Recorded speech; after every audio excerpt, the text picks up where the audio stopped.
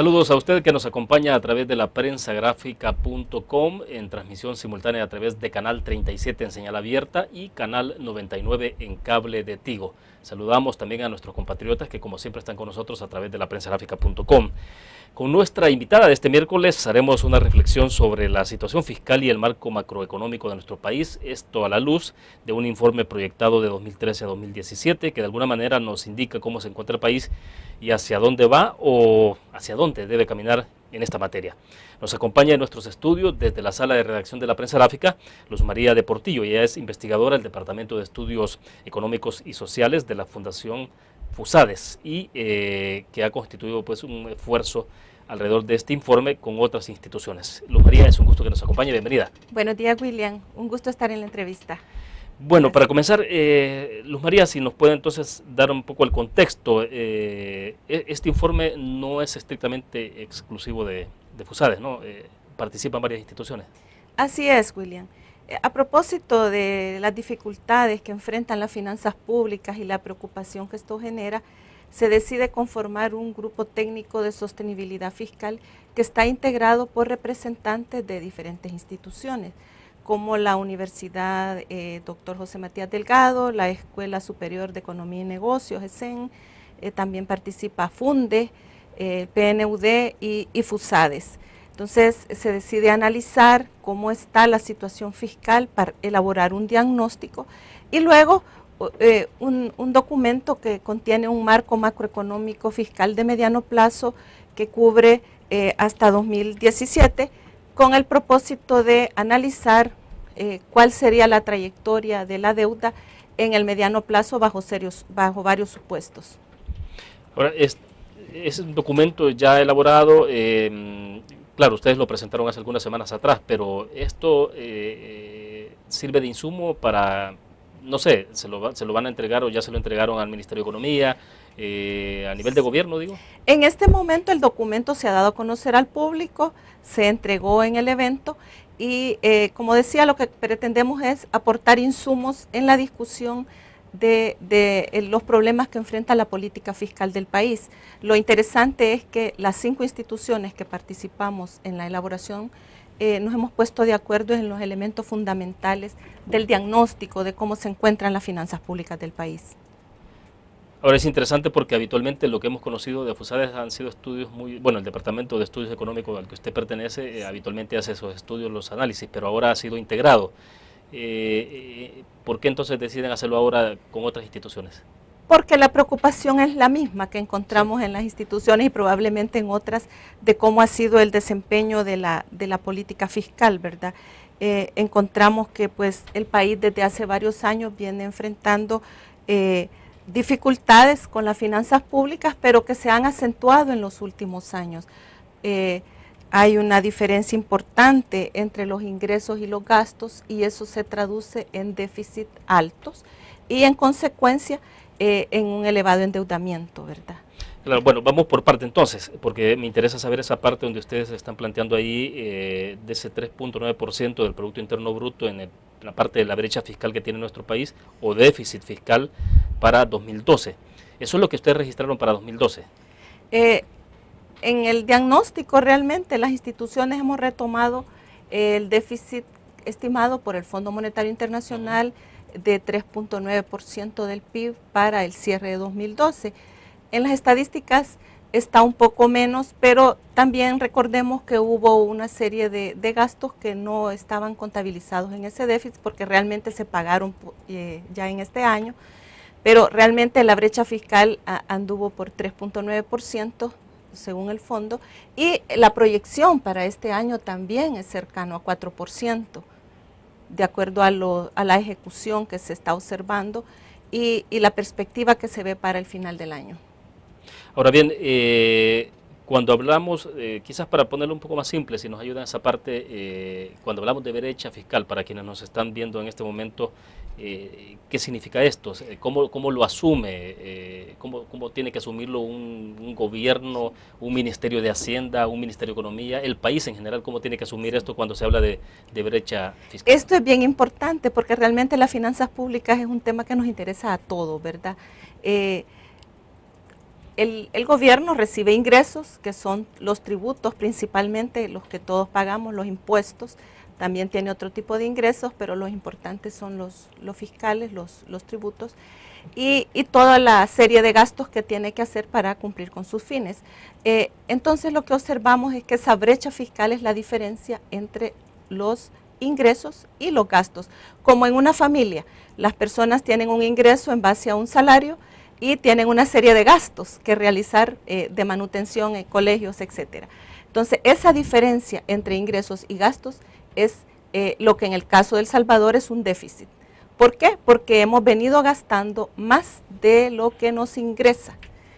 Entonces, el tema es que esos déficits ya han sido recurrentes, pero ahora se han elevado, ¿verdad? Desde el 2009, que alcanzamos un déficit superior a 5% del PIB, ahora en el 2012 el déficit es 3.9% y la proyección para este año también es alta. Y la consecuencia de ese déficit es que hay que financiarlo. ¿Y cómo lo estamos financiando? Pues con mayor endeudamiento. Ya al final del año el endeudamiento superó el 57% del PIB y esto ya pone en una situación de dificultad a las finanzas públicas. Y realmente es importante ya que se piense en medidas para superar estas deficiencias. Ahora, vemos una situación como el Grupo de Sostenibilidad Fiscal analizó una situación fiscal deteriorada, ¿verdad? Pero que tiene solución. Todavía estamos a tiempo de llevar a cabo medidas para buscar ese balance fiscal en unos niveles que sea manejable. Y de hecho creo que tenemos tiempo para irlo desglosando despacio esto y entrar en esa parte que tiene que ver ya con la propuesta, con las alternativas. Sí. Es decir, ustedes hacen este diagnóstico, pero bueno, mientras nos entretenemos en la parte del diagnóstico, yo quiero preguntarles si, por ejemplo, hay como algunos márgenes que pueden ser más o menos aceptables de cuál puede ser el nivel de una brecha fiscal en los países como el nuestro, o claro, lo ideal me imagino debería ser cero, pues, pero me imagino que esos escenarios ideales tampoco existen, o ¿cuál fue el mejor momento, por ejemplo, de El Salvador en materia fiscal, en esa parte? Bueno, el ideal, William, es que realmente no tuviéramos déficit, sino por el contrario, que tuviéramos un superávit, ¿verdad? Pero realmente el país históricamente ha mostrado déficit entre ingresos y gastos. Ahora, sí hubo un periodo muy interesante allá por mitad de los 90 que realmente el déficit bajó sustancialmente. El nivel de deuda era bajo, mucho más bajo que el que tenemos ahora, y decimos había una situación fiscal pues sostenible. Y al final los países eso es lo que tienen que buscar, porque depende de las características de cada país, pero cómo va a proyectar o cómo va a hacer la ejecución de sus finanzas públicas.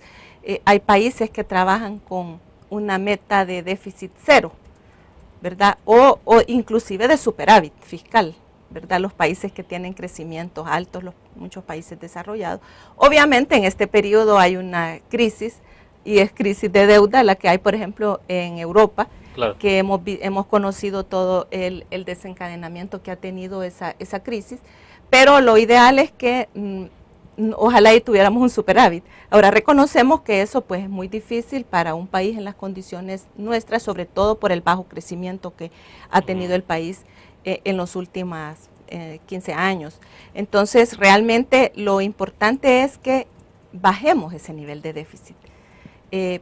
Decía yo que a mitad de los 90 manejamos un déficit como de 2% del PIB y un nivel de deuda mucho más bajo.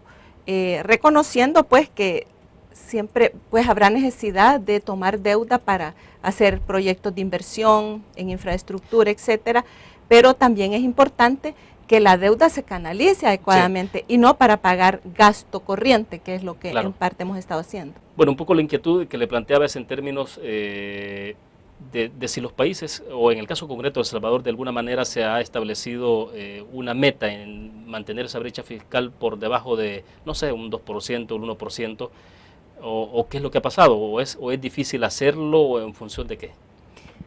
Bueno, es importante tener presente que muchos países trabajan con reglas de responsabilidad fiscal y ponen metas de déficit, de deuda, límites. techos de deuda, etcétera, y así han logrado mejorar significativamente su posición fiscal. Esto es disciplina fiscal, o sea. Es disciplina fiscal, ¿verdad? Es decir, hay un acuerdo de los países, de los principales actores sociales, que es necesario mantener una sanidad fiscal, y para lograrlo se imponen, como digo, metas de déficit. Hay varios países que trabajan con un objetivo de déficit cero o con un superávit fiscal, y también le ponen límites al endeudamiento, ¿verdad? No más de X%. Y ahí hay varios ejemplos en la Unión Europea, también el caso de Chile, que tiene reglas fiscales. Hay otros países que han sido muy exitosos en ese tema. En el caso de El Salvador, no hemos trabajado en base a reglas de responsabilidad fiscal, aunque sí es una de las propuestas que está sobre la mesa, incluso en el Acuerdo de Sostenibilidad Fiscal que se firmó en octubre del año pasado. Ahí se dispuso que se trabajaría en un marco normativo, en una ley de responsabilidad fiscal que incluyera ese tipo de reglas para llevar disciplina al manejo de las finanzas públicas. En el pasado lo que sí ha habido es más bien algún tipo de límites autoimpuestos. Recuerdo allá por los años 2000 se decía que el endeudamiento no debía superar el 40% del PIB. Y eso implícitamente tenía que el déficit debía de ser manejable, ¿verdad? Porque lógicamente cuando hay déficit, lo que falta de los ingresos para cubrir los gastos hay que pagarlo con deuda. Claro. De esa manera es que ha habido anteriormente. Ahora, entonces estamos, pero el país ha caído en una especie de círculo vicioso, es decir, no hay mucho crecimiento, hay bajo crecimiento, por lo tanto hay menos ingresos, pero las necesidades siguen creciendo. Es decir, la responsabilidad del Estado con la sociedad. Sí, ahí cuando se va a analizar cuáles son las causas que están detrás de este desempeño fiscal, realmente, primero que hemos venido, como decía yo, gastando más de lo que ingresa y por lo tanto el déficit se ha mantenido alto. Claro, el crecimiento económico ha sido bajo y eso tiene un impacto en que los ingresos que vienen de los tributos, de los impuestos, crecen menos y eso incide en el déficit también. Además, pues hemos tenido gasto ineficiente, porque si vamos a ver algunos gastos como por ejemplo la inversión del puerto a la Unión, ¿verdad? Que son más de 180 millones lo que ha costado y no tiene ningún beneficio, no aporta ningún beneficio. Y hay otros ejemplos, la presa hidroeléctrica El Chaparral, y podemos encontrar otros. Eso es una ineficiencia del gasto que debemos de corregirla en la medida que se desarrollen proyectos que tengan una factibilidad previa y que se garantice que van a tener un retorno para el país inmediata y que se van a concluir. Además, el mismo alto endeudamiento está demandando ya pago por intereses alto, entonces es importante contener esto. Y allí en las causas, decía yo, estaba el crecimiento económico. Es bien importante que el país pueda retomar la senda del crecimiento para realmente que contribuya a mejorar las finanzas públicas. De acuerdo, vamos a ir a una pequeña pausa comercial. Cuando regresemos, cuando hablamos, por ejemplo, siempre esto, creo que es interesante colocar algunos ejemplos gráficos de una familia, de cuando hablamos de ingresos, egresos, cómo está el país, es decir, estamos gastando más de lo que una familia está recibiendo en términos de salario, se le está yendo el dinero en el pago de energía eléctrica, de créditos, etcétera, un poco para tener la comparación. Vamos a la pausa y volvemos.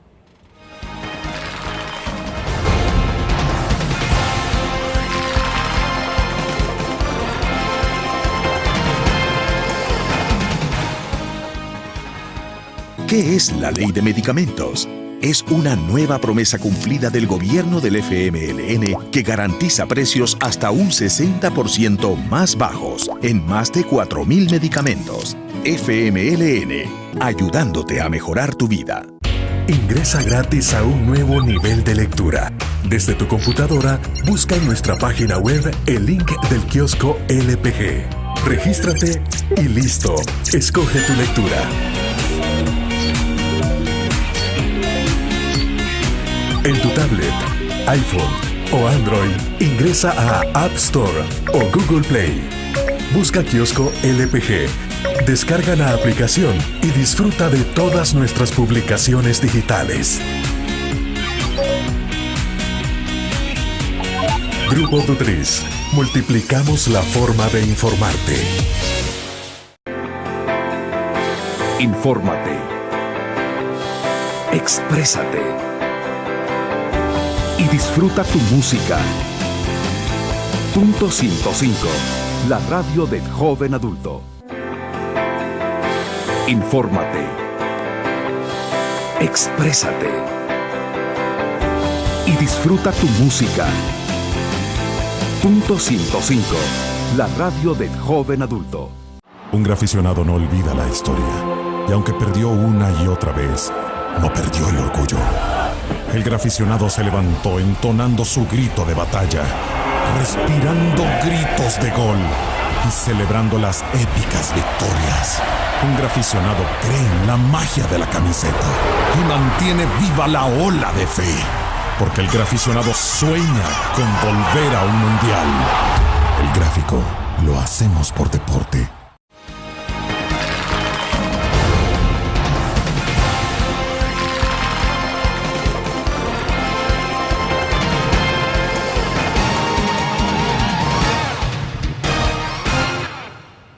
Es un agrado que siga con nosotros. Estamos transmitiendo en tiempo real desde la sala de redacción de la Prensa Gráfica. Está con nosotros en nuestros estudios Luz María de Portillo, investigadora del Departamento de Estudios Económicos y Sociales FUSADES.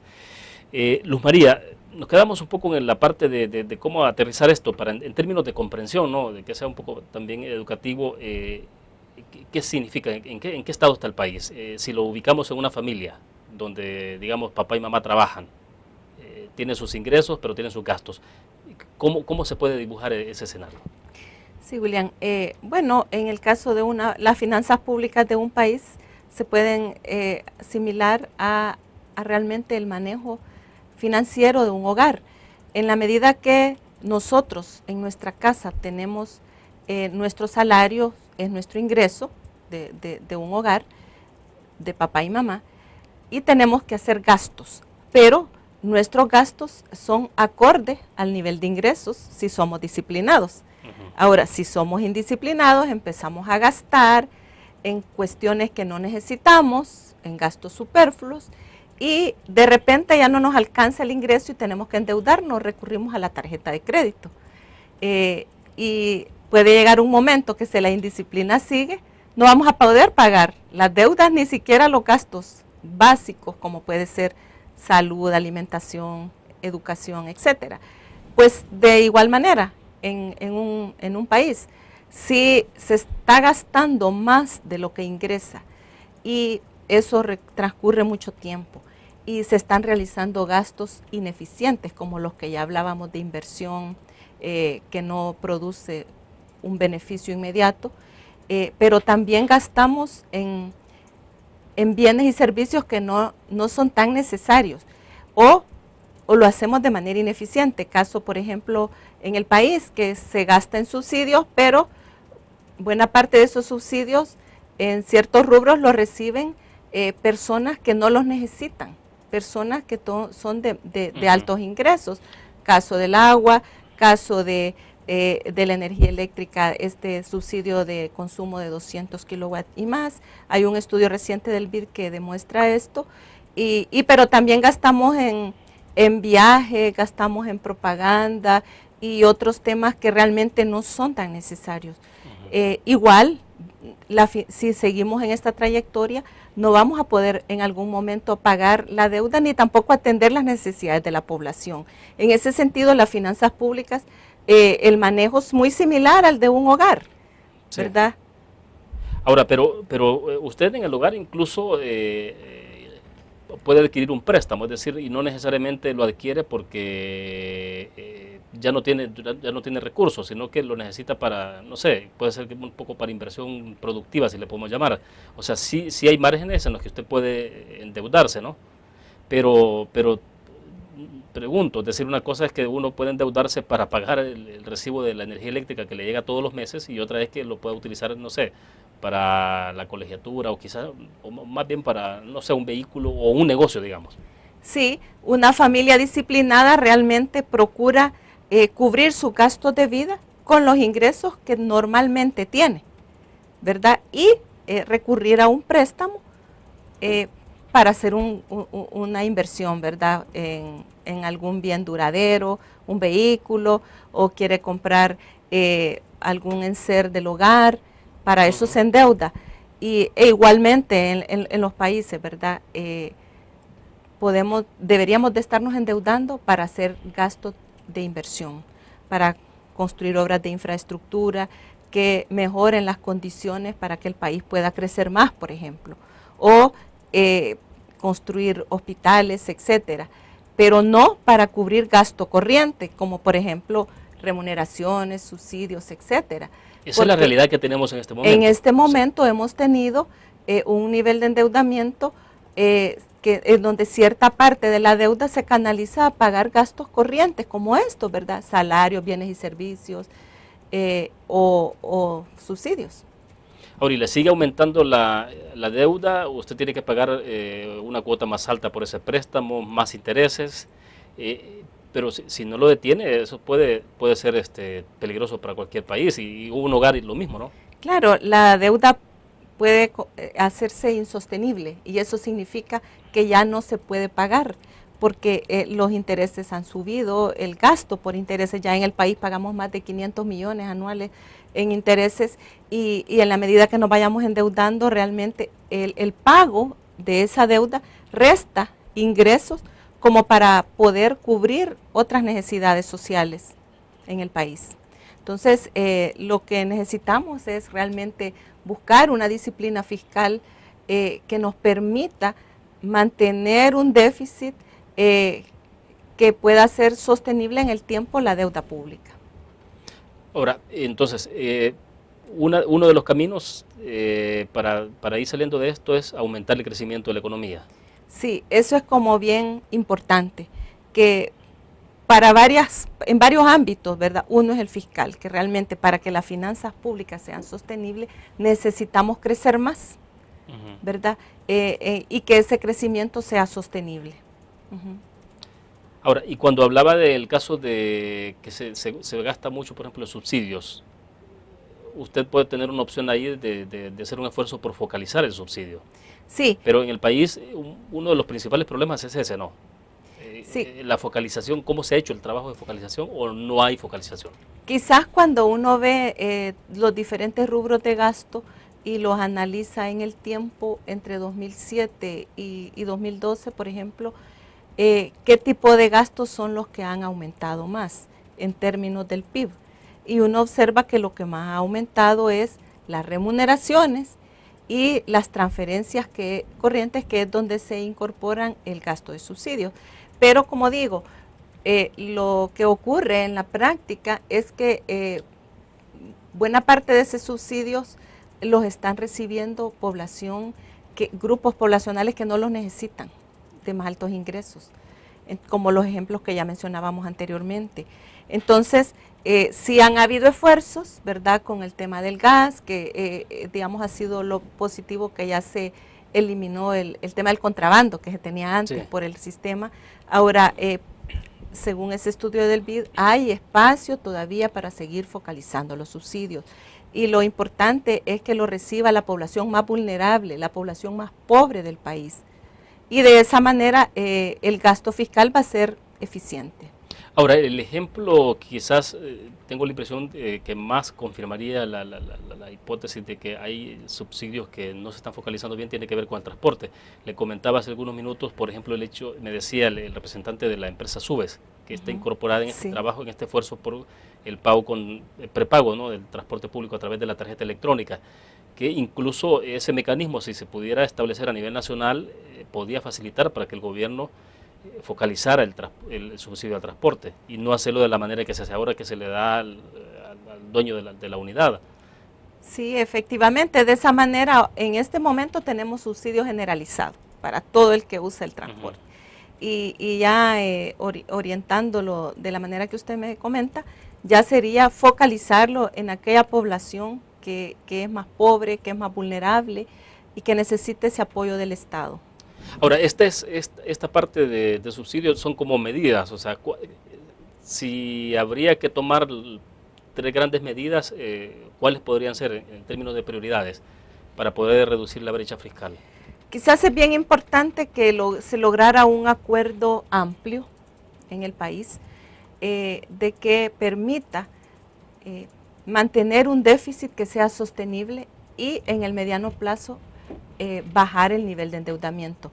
Eso debería de incluir de manera integral medidas de ingreso, medidas de gasto, medidas administrativas para mejorar la eficiencia y particularmente en el tema presupuestario, ¿verdad? Que tengamos un presupuesto realista que incluya todos los ingresos, todos los gastos, tal cual lo señala el artículo 227 de la Constitución de la República.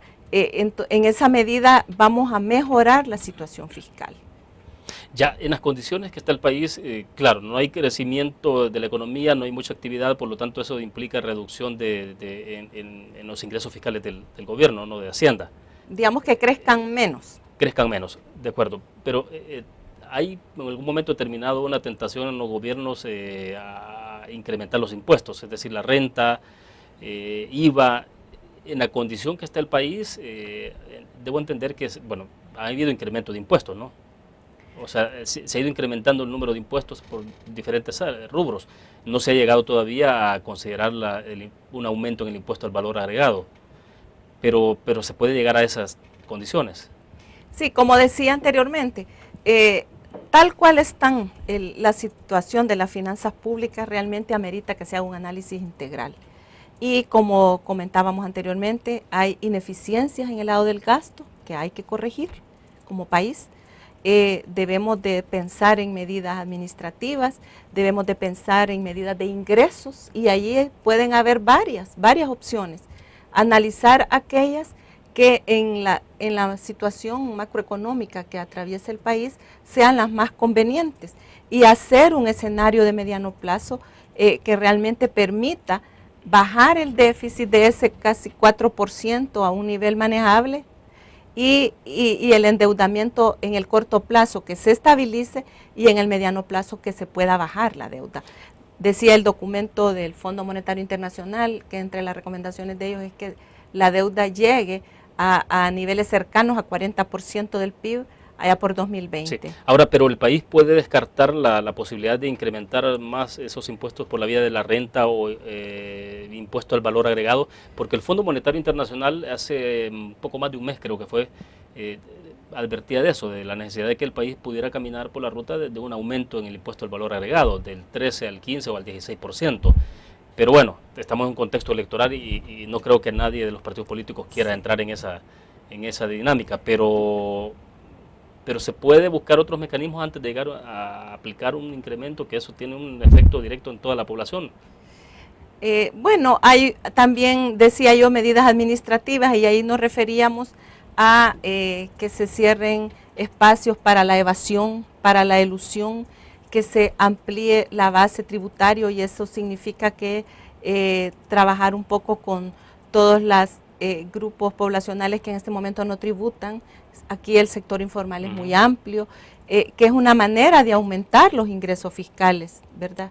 En esa medida, pues, se pueden hacer todas esas acciones y evaluar también de una manera integral la parte de ingresos y el gasto, ¿verdad? Ahora, pero ¿por qué no hemos visto acciones enérgicas en términos de poder ampliar la base tributaria y justamente incorporar a ciertos sectores que están en la informalidad y que pueden tener incluso más ingresos que aquellos sectores que están formalizados y que pagan sus impuestos? ¿Qué es lo que ha pasado? Yo creo que en este periodo sí hemos visto aumentar los ingresos en un tiempo donde la economía ha estado creciendo menos. Eso significa que han habido mejoras administrativas. En realidad el gobierno ha mejorado la recaudación fiscal con medidas administrativas. Lo que ocurre es que el gasto también ha crecido quizás más. Entonces no ha sido suficiente ese aumento de los ingresos. Y pensamos que hay más espacio para continuar trabajando en esa dirección, ¿verdad? Para que ya cerrar, decía yo, los espacios de elusión fiscal, de evasión y también ampliar la base de las personas que están tributando. Es factible hacerlo. Yo, como le digo, sí hemos visto una mejora en este periodo y todavía se puede continuar haciendo más. Sí, porque una queja habitual es, sobre todo quienes somos empleados, ¿no? Es que habitualmente los gobiernos están tentados a incrementar más el impuesto a quienes ya estamos tributando, a quienes ya pagamos renta. Entonces, porque de repente resulta como lo más fácil. Sí, es decir, esa es una como recomendación, ¿verdad? Que hay que subir los ingresos, pero yo de nuevo digo, esto hay que verlo de una manera bastante integral. La situación de las finanzas públicas está muy deteriorada y es necesario analizarlo en un escenario de mediano plazo, mirando medidas de ingresos, de gastos, medidas administrativas, mejoras al proceso presupuestario, y desde ahí deberíamos de empezar, por ejemplo, que para el próximo año tengamos un presupuesto realista, que incorpore todos los ingresos y todos los gastos que el gobierno se está planteando realizar y que podamos monitorearlo, ¿verdad? Para ver esa ejecución, y desde ahí vamos a tener vamos a poder estar en una mejor posición fiscal. Los presupuestos por muchos años han llegado desbalanceados, o sea, casi siempre después lo que observamos es en la Asamblea Legislativa es un remiendo, ¿no? O sea, se aprueba el presupuesto y el siguiente año, cuando comienza la ejecución, comienzan a haber transferencias y remiendos de última hora. Eso ha sido bastante recurrente, ¿no? Sí, en los últimos años hemos observado que realmente se presenta un presupuesto más bien balanceado con ingresos y gastos, que aparentemente no necesitaría de mayor endeudamiento, pero sobre la práctica lo que ocurre es que hay gastos que no se han incorporado en esos presupuestos. Entonces, en el transcurso del año es necesario ir haciendo ajustes para financiar esos gastos que no quedaron incorporados, y eso pues realmente es bien difícil a la hora de gestionar las finanzas públicas, porque tenemos un presupuesto que dista mucho de la ejecución que se realiza. Perfecto, bueno, nos quedan algunos minutos todavía para la entrevista. Hablemos un poco de algunas iniciativas que pueden estar en curso. Asocio para el Crecimiento, bueno, Fomilenio 1, que fue aprobado por el Comité Técnico la semana anterior, y falta una fase de aprobación, pero bueno, ya parece que hay algunos elementos. ¿Qué tanto puede contribuir esto a la actividad económica, si fuera el caso, para el próximo año? Y luego que hablemos también del escenario, del contexto electoral que vive el país. Vamos a la pausa.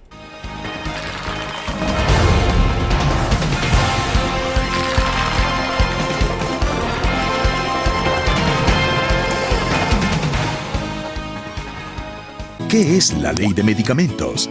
Es una nueva promesa cumplida del gobierno del FMLN que garantiza precios hasta un 60% más bajos en más de 4.000 medicamentos. FMLN, ayudándote a mejorar tu vida.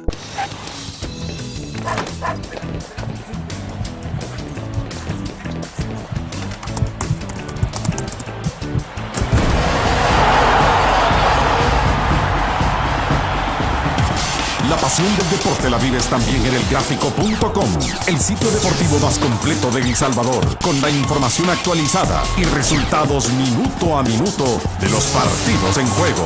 Elgráfico.com, conectados por deporte.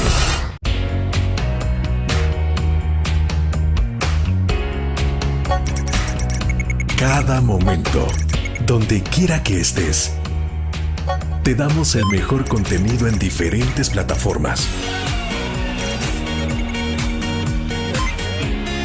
para que tú escojas el medio para informarte. Y ahora con Grupo Dutriza Live, la nueva aplicación digital. Vive la información como una nueva experiencia en tu periódico. Multiplicamos la forma de informarte. Grupo Dutriz. La interacción con la tecnología llega con múltiples formatos. Nueva revista Tech Live, la información tecnológica más actual y los gadgets que modifican tu estilo de vida. Tech Live es una revista multiplataformas que te ofrece los últimos avances de la tecnología, las herramientas de mayor utilidad e interesantes artículos de la era digital. Escoge el medio que te mantendrá actualizado o visita nuestra web. Espera el futuro con Tech Live, una publicación de Grupo Dutriz.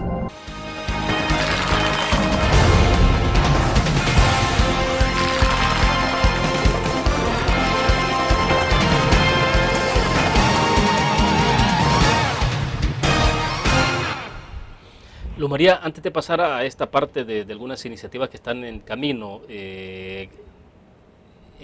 Le decía en el corte comercial, por ejemplo, si en el país, la condición actual de las finanzas que tiene nuestro país, de cómo se administran los recursos que ingresan y los que egresan, desde luego, si hay en el tablero luces amarillas que nos anticipen escenarios como lo que ha pasado en Grecia, por ejemplo, en Portugal, en esos países en Europa, ¿estamos en una situación de advertencia o cómo podría considerarse?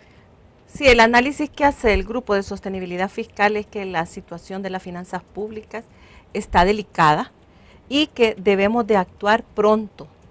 Las medidas no pueden esperar, el espacio no es tanto, no tenemos tanto tiempo. ¿Por qué? Porque los costos van a ser mayores para la población. Si no actuamos ya en el sentido de ponernos de acuerdo con medidas que tiendan a bajar el déficit fiscal y a contener el nivel de deuda, si lo postergamos, los costos para la sociedad van a ser muy altos y especialmente para los más vulnerables. Y ahí tenemos los ejemplos, ¿verdad? En otras dimensiones, lo que ha ocurrido en países europeos que ya mencionaba. Cuando se habla del tema de las pensiones, de la posibilidad de que pueda pasarse este segmento importante de los optados, regresar y que el gobierno pueda disponer, por ejemplo, de dicen algunos que pueden ser hasta 5.000 millones de dólares. Eso se ha especulado un poco, pues obviamente nadie ha dicho que va, pero se ha especulado. Y al final de cuentas de lo que se habla es de dinero, de intereses de cada uno de los salvadoreños. Sí, con el tema de las pensiones quizás es importante tener presente que la deuda previsional a la que le está haciendo frente el gobierno por ley es una deuda heredada del antiguo sistema público de pensiones, del antiguo sistema de reparto que era administrado por el Seguro Social y el INPEP. Entonces, esa deuda el gobierno por ley tiene que hacerle frente. El problema es que no tiene los ingresos. O sea, es un problema fiscal que hay que atenderlo con medidas fiscales. Por otro lado, se crea en 1998 el nuevo sistema de ahorro para pensiones, en donde los cotizantes ya son dueños de su cuenta individual, claro, están ahorrando para pagar su pensión a futuro. Entonces, es importante que algunos estudios están señalando que revertir el sistema a volver a reparto puede ser más caro para el gobierno, ¿verdad? Porque ya tenemos una deuda ahí implícita bien alta que el gobierno está pagando las pensiones de los actuales pensionados, que implica una erogación de más de 400 millones de dólares al año y que el gobierno no tiene dinero y por eso se endeuda.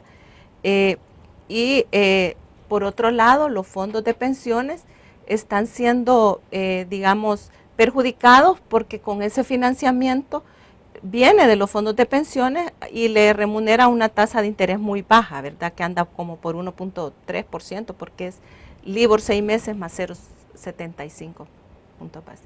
Entonces, es bien importante tener presente que esos estudios están demostrando que es más caro revertir el sistema, ¿verdad? Volver a repartir. Ya, pero el caso de pensiones es un ejemplo claro de la situación que indica, de la situación precaria de los ingresos fiscales del país. Bueno, ¿Puede sí, considerarse en ese sentido? Es que realmente allí la ley le dio una obligación al Estado en este periodo de transición, mientras se termina el sistema antiguo de reparto y ya plenamente se queda solamente el sistema de capitalización individual. Hay que afrontar esa deuda por varios años, son varias décadas, y el Estado tiene que buscar los ingresos para financiarlo. Hasta ahora lo ha hecho con deuda, ¿verdad?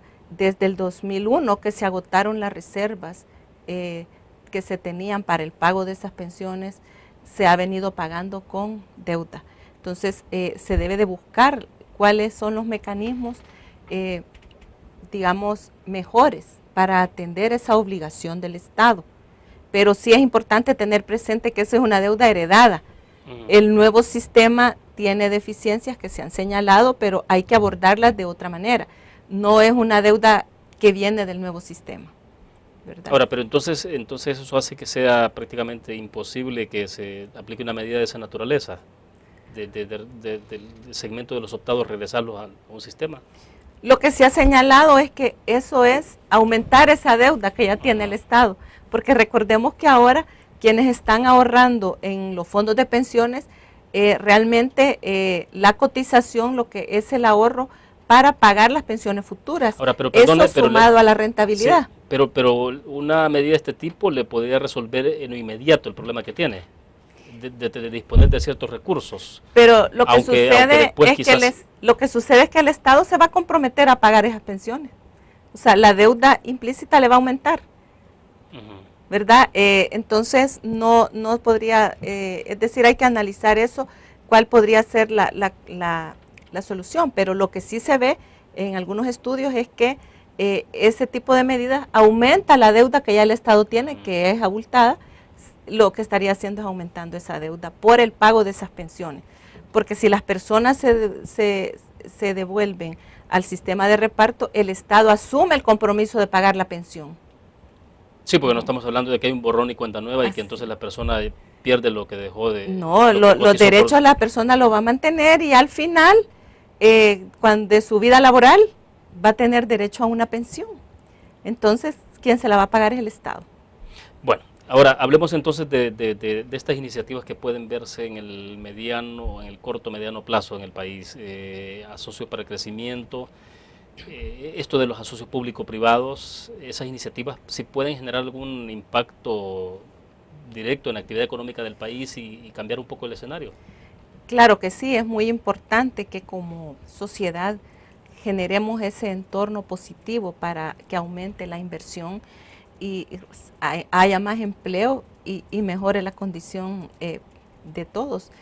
Y en ese sentido, medidas como esta ley de asocio para el crecimiento, que van a presentar unas reformas para que funcione de mejor manera, y otras leyes, otras reformas que se estaban planteando, ley de servicios internacionales, firma electrónica, etcétera, que mejoran el entorno para la inversión, son muy positivas y van a apoyar realmente, como decía, mayor inversión, así como también el Fomilenio 2, que es un proceso que ha venido desarrollando el país. Sabemos que todavía falta alguna etapa para la aprobación final, pero indudablemente que son aspectos muy positivos que van a contribuir a realmente aumentar el crecimiento, ojalá el ritmo de crecimiento de la economía, que es lo que al final necesitamos. Ahora, pero vuelvo, esto no tiene consecuencias inmediatas, o sea, sí, mientras tanto hay que tomar otras medidas emergentes antes de llegar a eso, o sea. Sí, como son procesos, ¿verdad? Sí. Incluso en la proyección de crecimiento que hace el grupo de sostenibilidad fiscal, se menciona eso en los supuestos, que son medidas positivas, pero que van a venir dando un efecto en los años venideros, ¿verdad? Quizás dependiendo de cuánto se tarden, pero será 2015 en adelante que ya vamos a ver concretizadas esas iniciativas. En el corto plazo es importante mejorar la comunicación, ¿verdad?, entre todos los actores sociales y crear un ambiente favorable para la inversión, que minimice o reduzca la incertidumbre. Eso hay que trabajarlo, especialmente en este periodo que nos estamos acercando a las elecciones. Es importante mantener la estabilidad macroeconómica, trasladar confianza al inversionista, que se va a manejar una política macroeconómica prudente. Y en este contexto, lograr un acuerdo con el Fondo Monetario Internacional sería importante, porque daría respaldo a las proyecciones fiscales, a las proyecciones macroeconómicas que el país pueda hacer de cara a los inversionistas o a otros organismos internacionales. Y también sería muy importante porque daría acceso a recursos de contingencia por cualquier eventualidad que pueda presentarse, particularmente en cuanto a la liquidez de los bancos. Por ejemplo, estamos hablando del fondo precautorio, ¿no? Sí. Es este fondo que lo facilitó el Fondo Monetario Internacional, por ejemplo, en la transición que hubo de Elías Antonio Saca a Mauricio Funes, ¿no? Sí. ¿Cómo opera esa parte? Es decir, ese es un dinero que usted lo tiene ahí, puede disponer cuando quiera, pero también tiene ciertos límites. Sí, allí esto como opera es que si el país logra firmar un nuevo acuerdo con el Fondo Monetario Internacional, es un acuerdo precautorio. Eso al tiempo que el país se compromete con ciertas metas fiscales y de otras áreas económicas, también le da acceso a recursos de contingencia, a una línea de contingencia para poderla usar en el caso que se necesite. Por ejemplo, si en la transición hay o antes, durante las elecciones, hay, por ejemplo, retiros de depósitos no previstos de las instituciones financieras. Entonces, si no es suficiente la liquidez que ya tienen los bancos u otras instituciones, se puede desembolsar de esa línea de contingencia a través del Banco Central y otorgarle préstamos a las instituciones financieras, a los bancos, para atender depositantes.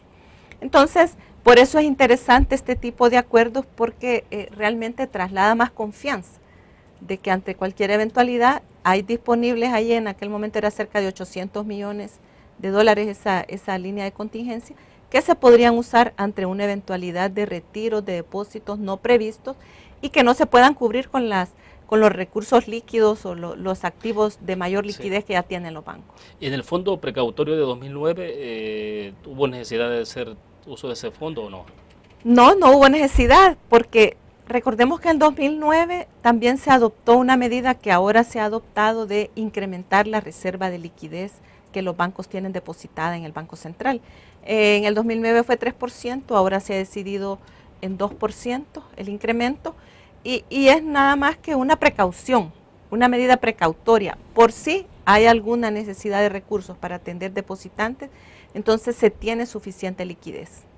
Bueno, de acuerdo, vamos a hacer la última pausa comercial. Cuando volvamos, ahora sí hablemos un poco más del entorno electoral que vive el país, porque bueno, vamos a elecciones para el 2 de febrero de 2014, pero bueno, vienen elecciones el siguiente año, en 2015.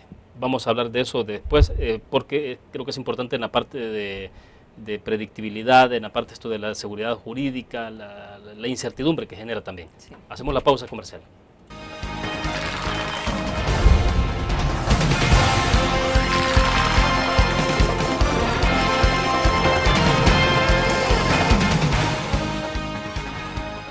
En la UFG, el futuro cambia y evoluciona con cada paso que das. Aquí estudias, aprendes y aprendes más, porque tu pasión es nuestra pasión. Y junto con nuestra formación académica, tecnología y herramientas, encontrarás lo necesario para el pleno desarrollo de tu potencial y poder convertirte en un auténtico líder. Universidad Francisco Gavidia, tecnología, innovación y calidad. Un graficionado no olvida la historia, y aunque perdió una y otra vez, no perdió el orgullo. El graficionado se levantó entonando su grito de batalla, respirando gritos de gol y celebrando las épicas victorias. Un graficionado cree en la magia de la camiseta y mantiene viva la ola de fe, porque el graficionado sueña con volver a un mundial.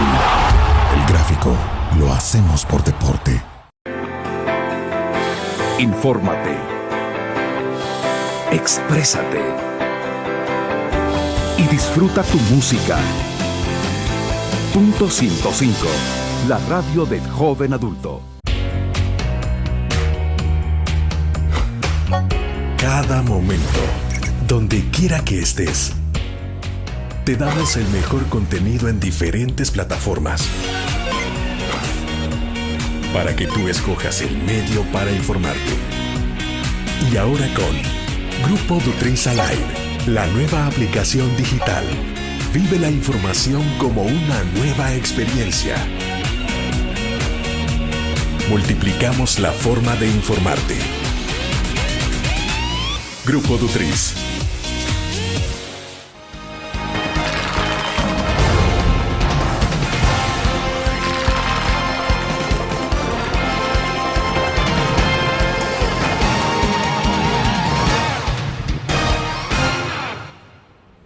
Bueno, estamos en un periodo prácticamente ya electoral, o sea, ya está en campaña el país, está a 6 meses de elecciones, más o menos elecciones presidenciales, luego vendrá en 2015 elecciones para diputados y alcaldes, es decir, el país estará en elecciones en los próximos 2 años.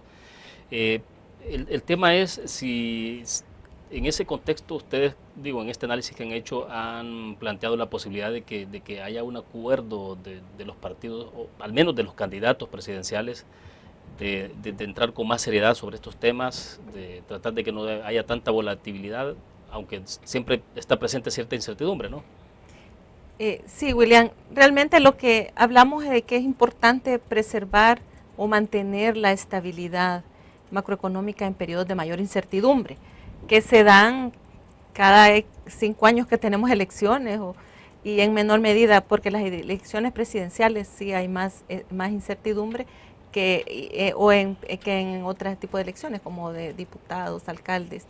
Es bien importante que durante estos periodos se preserve la estabilidad, se brinde confianza a los salvadoreños, a los inversionistas extranjeros, a los organismos internacionales, de que el país pues se va a mantener la estabilidad y que va a realizar políticas fiscal responsable, que va a mantener la macroeconomía estable. Y ahí recuerdo la experiencia del año 2009, en donde el país, el gobierno, suscribió un acuerdo con el Fondo Monetario Internacional en enero. Pero también los candidatos de ese momento, los candidatos a la presidencia de la República, firmaron una carta donde ellos estaban comprometiéndose con la estabilidad en ese periodo. Entonces fue interesante porque eso ayudó a tener una transición ordenada, a que hubiese confianza. En la parte del sistema financiero, por ejemplo, si hubo algunos retiros de depósitos fueron marginales, ni se sintieron a nivel del mercado. Estábamos preparados, tanto, bueno, el lado del Banco Central, estaban preparados la banca con más liquidez para usted estaba en el Banco Central en aquel momento. Sí, en ese momento, pero realmente no hubo necesidad, y tampoco de usar los recursos del Fondo Monetario. No hubo necesidad porque se mantuvo, digamos, la estabilidad en el entorno financiero. Y hubo confianza y vimos una transición ordenada. En ese sentido es bien importante que en este proceso que ya nos estamos adentrando cada vez más, de igual manera se mantenga esa confianza, esa estabilidad, que los mensajes que se envíen den certidumbre a pesar de estar en un contexto electoral por parte de los candidatos, que haya un análisis de cómo está la situación fiscal y que se traslade confianza al inversionista, que va a haber disciplina. Ahora, pero los acuerdos, ese acuerdo entre los candidatos sería como lo básico, ¿no? Sí, allí en el caso de la experiencia del año 2009, los candidatos, digamos que se comprometieron a una política responsable de cara al Fondo Monetario Internacional y estaban de acuerdo en que se llegase, digamos, a ese arreglo con el Fondo Monetario, a ese acuerdo de stand-by precautorio. Ahora bien, después ya queda la decisión de cuál es el camino que va a seguir cada gobierno. Ahora, tal cual están las finanzas de este país, ya hay, como me imagino yo, como una especie de camisas de fuerza, o sea que usted tendrá que caminar por ciertos rumbos en los que casi obligado, ya no va a ser como opciones de que cuáles son los mejores escenarios para sacar adelante el país. ¿Qué es lo que va quedando? Sí, digamos que tenemos mucho menos grados de libertad, ¿verdad? Porque la situación de las finanzas públicas ya está muy delicada y requiere de actuación pronta. Aquí no hay mucho tiempo para esperar, debemos de implementar medidas que nos lleven a reducir el déficit, a contener el endeudamiento y que en el mediano plazo podamos disminuirlo. Pero también en este corto plazo, en el plazo más inmediato, lo que se necesitaría es un compromiso de las autoridades actuales y futuras de realmente caminar por ese sendero de la sostenibilidad fiscal. ¿Y qué papel juegan los actores, el sector privado en todo esto, los otros actores que están alrededor porque esto no es un tema, finalmente no es un tema que debe quedar exclusivamente en manos de los políticos, en manos de los candidatos, o sea, los demás actores, ¿cómo entran a jugar en esto? No, yo creo que es bien importante que lográramos como país un acuerdo amplio, y ahí hablamos del Ejecutivo, de la Asamblea Legislativa, del Poder Judicial, de los actores políticos, de gremiales empresariales y de otros actores sociales importantes, sindicatos, etcétera, la academia, de que llegar a un acuerdo básico que es necesario imponer disciplina en el manejo de las finanzas públicas y adoptar medidas tendientes a lograr el objetivo de que las finanzas sean sostenibles, y eso significa que el país o que el gobierno pueda realmente cumplir sus compromisos, los fines con la población, cubrir las necesidades de la población, pero también que pueda pagar la deuda en todo momento.